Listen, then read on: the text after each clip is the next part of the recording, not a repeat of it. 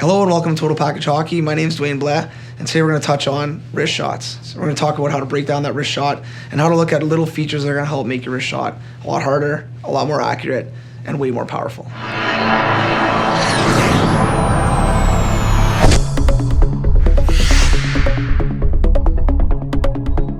A couple key components to a strong wrist shot is, first of all, figuring out where our hands should be on our stick. A lot of times we see players with their hands too tight on their stick or their hands way too wide apart. So we want to make sure that we get our hands correct. What we're going to end up doing is we're going to put our stick either right beside our hips, so our one hand's right on the end of our stick, and we're going to put our hands tight to our waist and get that distance, or we can also put our stick up in the air and use our forearm to get that distance from our bottom hand to our top hand. But it's very important to have separation there and not have our hands too tight.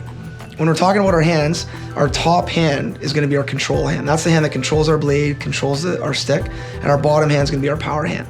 So our top hand, we want to make sure that that elbow is up. So we're leaning up, having that elbow up, and that bottom hand is going to be our power hand. It's going to push on the shaft of our stick. The higher my hand comes up and the more my hand comes away from my body, the more power I can get generated on my shaft when I take that shot. What we're going to do now is we're going to take a look at our shooting box. And this is where we want the puck to be when we shoot the puck.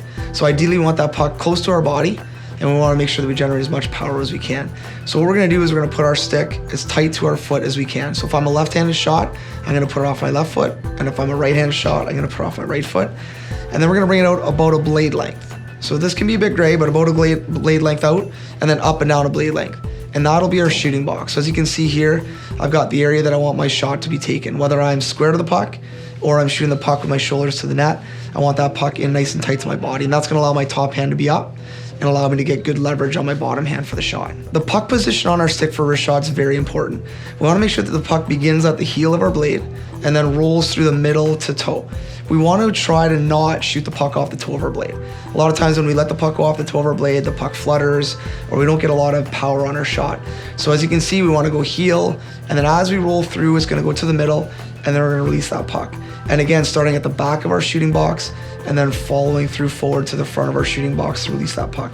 A lot of times we see players that have the puck way too far back in their stance, or way too far out in their stance, or way too far out in front of their stance.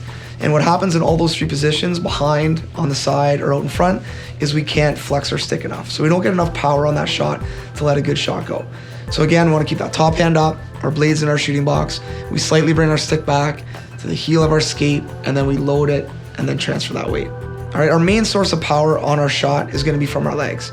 We do generate some power from our bottom hand pushing on the shaft of our stick, but again, we need to have our knees bent and making sure that we're generating force with our legs. There is no such thing as a correct foot and a wrong foot. At young ages, yes, we want players to learn how to transfer their weight. So from their strong foot to their shooting foot, which would be pushing off. Let's say I'm a left-handed shot, that would be me pushing from my left foot to my right foot.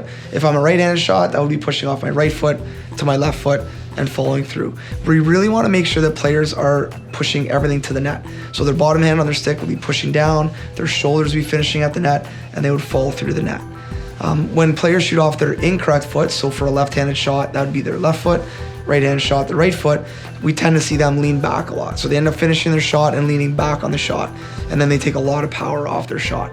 So I want to make sure that players' shoulders are moving forward as they follow through on the shot. When we finish our wrist shot, and we want to make sure that we're hitting a corner or an area of the net, what we want to do is make sure that we follow through.